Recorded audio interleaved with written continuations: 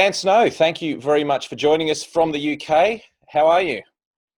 Good, man. Early in the UK, so I'm a little bit unshaven, but anything to get up and talk to you guys is awesome. Mate, I appreciate it. And look, I respect the fact that you haven't gone for the isolation beard. I'm getting, my hair's getting longer. I'm getting the beard's getting longer. I'm kind of curious to see where it all end up. So respect that you're clean shaven and haven't fallen into that trap. Yeah, well, I just think my beard makes me look about 300 years old, so it's all sort of grey and miserable. So you can put it off, man. I think I've got to stay clean shaven. I was telling someone the other day that this is a backpacking beard. That 25 years ago I went backpacking and grew a beard and never got rid of it. So I was well prepared for No, isolation. you're fine. 25 years ago, bud, you went, but your parents let you go backpacking when you were 10 years old. Yes, exactly. Nice. I like what you did there. So, mate, how's it all going? I mean, how it must be for everyone. I mean, I know, we're all in the same boat here, but just how's it going with the lockdown and all of a sudden finding yourself at home? And how are the kids going, having their dad around so much? Yeah, I mean, they're finding it. I don't know if they're enjoying it that much, but I'm finding it. I'm hugely privileged. I've got a home. I've got a garden. I can work from home. I've got we're making podcasts, we're doing videos and everything. So I don't feel I can complain. I mean, I do. I guess I do miss visiting historical sites, and I do miss a bit of that. But it's you've got to just the same as everyone. But you've got to count your blessings. My parents are safe, and I'm spending a lot of time with the kids. Like, it's pretty cool. Like, it's going to be a thing I look back on, I think, in 10, 15, 20 years time and realize was a very special part of my life. Well, we were talking just before we started this interview that, big plans have been put aside. And, I think I'm fairly much in the same boat that I've found a bit of a silver lining by producing content, doing lots of reading, doing lots of podcasts, speaking to interesting historians. I mean, I've seen the same thing from you, that the volume of stuff you're putting out has kind of gone through the roof. Has that been a silver lining for you during this time in isolation? Yeah, it's a silver lining, but as you say, it's a shame that some of the bigger ideas or more ambitious things or things that you want to maybe develop into, or meeting up with you, for example, and doing some filming this summer, which we were planning to do, that's all gone by the wayside, and that's going to take a while to come back. So you and I are so lucky that we can do stuff in the meantime, but it's disappointing thinking about some of the next stage. Like, the interesting about the lockdown for me, and friends who work in a more corporate environment say, we can all finish the jobs that were doing anyway, right? There were things that we developed in January, February, or in December, but it's the getting big new stuff off the ground from this remote working environment that feels very difficult to do. Like, you and I are really going to get our heads together and plan something big for the summer of 2021 now? Like, probably not, but you can do stuff like this, or you can maybe complete projects that you started. So I kind of worry about that as this stretches on longer and longer.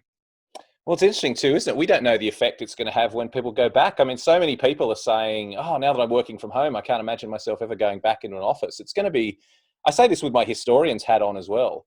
We are living through an extraordinary chapter of history. And I don't think we are going to have an accurate picture of how the world has changed until we're well out of this, until we've come through it. It's very difficult at the moment to gauge exactly the changes that are going to occur because of all this. Do you find that from your perspective?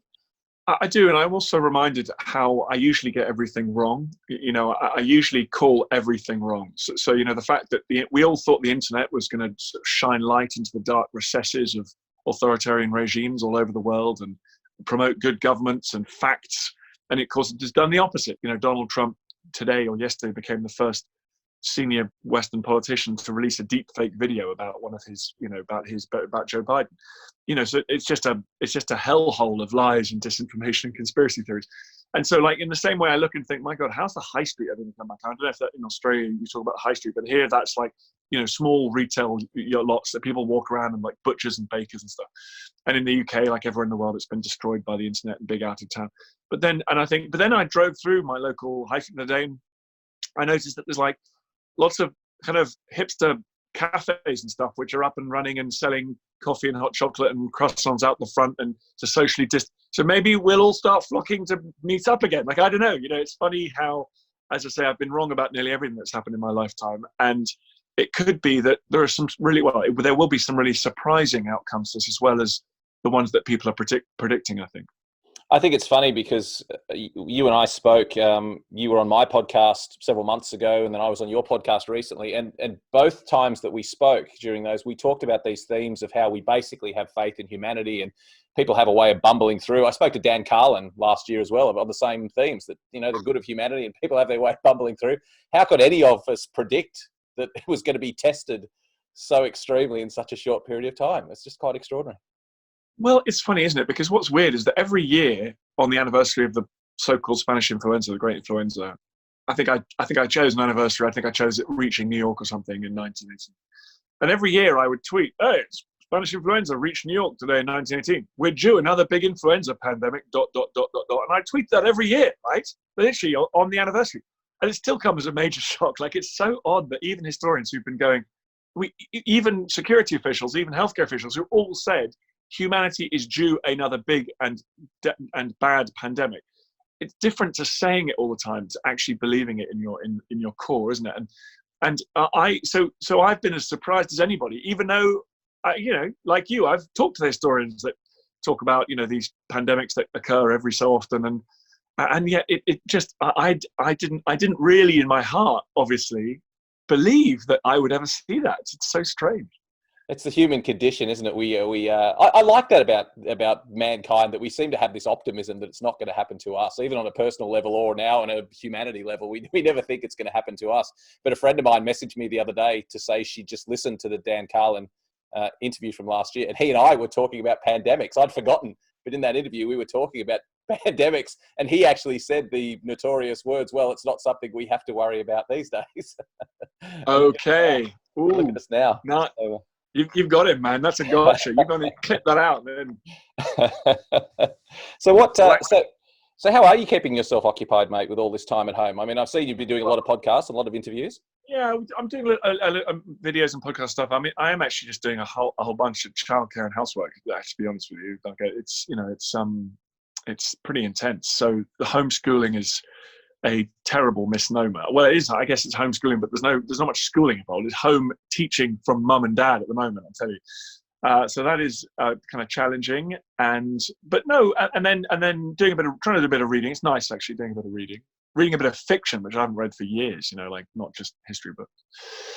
And then we've been very blessed. I mean, like, it's weird. The British weather has been exceptionally good for the last 4 or 5 weeks. And so we've been outside a lot. We've been very lucky, and I'm trying to do some exercise and stuff. So, like everybody else, really. But it's been nice. It's been nice putting out some podcasts, and again, so lucky talking to great historians and having these kind of conversations with you. I mean, this is we're blessed in what we do, bud. Well, we're lucky that the technology has kind of collided with these times in some ways. That we're lucky that we do get to do this. So, I mean, we are more connected than we would otherwise have been in earlier generations. And as you say, people like you and me do get the chance to get out and still talk to each other and do interesting interviews. And it's a crazy dynamic where we're so separated but still so joined from a technological sense. Yeah, definitely. So what's going to happen with History Hit? What's going to be how do you see? I mean, History Hit's going strongly. It's going well. I mean, how are you going to keep producing great content, and what's it going to look like in the immediate term for History Hit? Luckily, we've got quite a big backlog of stuff that we filmed just before the lockdown began. But yeah, I mean, it's going to be a challenge. I mean, I think people are getting a little bit more with films shot in people's gardens and front rooms, but we're doing a little bit of that. So I'm filming myself, doing a little stuff about the 7 Years' War or whatever it might be. And then I think we just have to. I think what the social restrictions are going to get lifted. I think relaxed fairly soon. And of course, we're very lucky because filming is one job you can do socially distanced. You'll arrive in Stonehenge, Dover Castle, in separate vehicles. You stay 2 meters apart, and you can film at those locations. So I think we're sort of confident that we will be able to get back on the road pretty soon and start creating content. And then obviously all the audio, the podcasts have proved very easy to do online. You miss a little bit of the chemistry. I'm sure you agree. Like there's a little bit of the banter that you miss out on. And then there'll be no live events for a long time. It's such a shame not going to the Chalk Valley History Festival this year. I know you I know. to be there. It was going to be great to hook up. It was going to be my first year there presenting at Chalk Valley, so I was really looking forward to that. But yeah, I know. That's next year, bud, for sure. So, and then foreign travel is probably going to be difficult, but I think we're in a really lucky position, and I think we'll just we'll keep knocking on. Well, I said this to you last time we spoke, that I'm so jealous that you talk about, we can head down to Stonehenge and film, and oh my God, I would give anything to just be able to jump in a car and drive down the road to film some great historic site. So I'm sure you guys. Well, listen, but buddy, that's the thing, right? Because I saw your pictures you posted on Anzac Day of your beautiful house overlooking the water, a lovely warm. Like, humans are terrible. I've got Dover Castle on my doorstep. You've got paradise on your doorstep, and we're both jealous of each other. Like, we're just humans are ridiculous. We can never take we can never count our blessings. Mate, there's a segment I like to do on the show, show and tell segment. Have you got something interesting there that's either helping you get through lockdown or something interesting that there in your home? I haven't. It doesn't help me get through lockdown, other than I like looking at it. But I decided it was Anzac Day a couple of days ago, of course, and so my great grandfather was a major in the Royal Indian Army Medical Corps, and he was at Anzac Cove when the Australians and New Zealanders landed, and he wrote a letter to the Times after the war in the 1920s, in which he said there has been some suggestion that the Anzacs dawdled on the beach or weren't up for the battle, and that's why they didn't get as far inland as it was hoped on that first day. And he said, I was there, and I can refute this in the strongest possible terms. I saw, extremely impressive young men doing their absolute best to get in shore. So he wrote that to the Times, and I actually, because of that, I have when my grandmother died, my beloved grandma, who was a huge inspiration and influence on me. She died, and she gave me her dad's sword. And here it is. So this is Thomas Carey Evans's dress sword.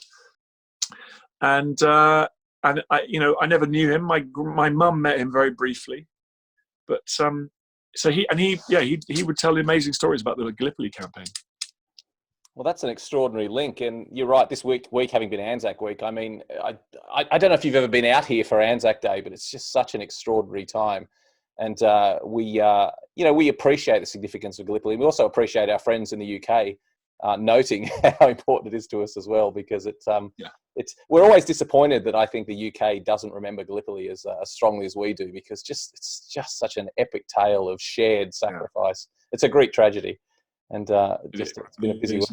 You've been out there, haven't you? You've been to Gallipoli. I've been out there for the 100th anniversary, actually, and I was on Anzac Cove on the 100th, and it's a Greek tragedy, but an awesome backdrop. I mean, it's one of the best places to go and visit, I think, that I've ever been. I think the Australians and New Zealanders are right to go flock there in huge numbers, because it's a incredibly special place. Well, hopefully it won't be long before we can get back there, mate. Let's hope that, for everyone's sake, not just being flippant about history and great battlefields, but I know that everyone's struggling through it. So let's hope that we can all get out and about soon. And mate, thank you very much for taking the time to sit down and chat with us. It's been a pleasure, as always. Thanks, man. It's always a pleasure talking to you. Thank you very much. I'm Matt McLachlan, and thanks for watching Living History TV. Don't forget to subscribe for more great history content.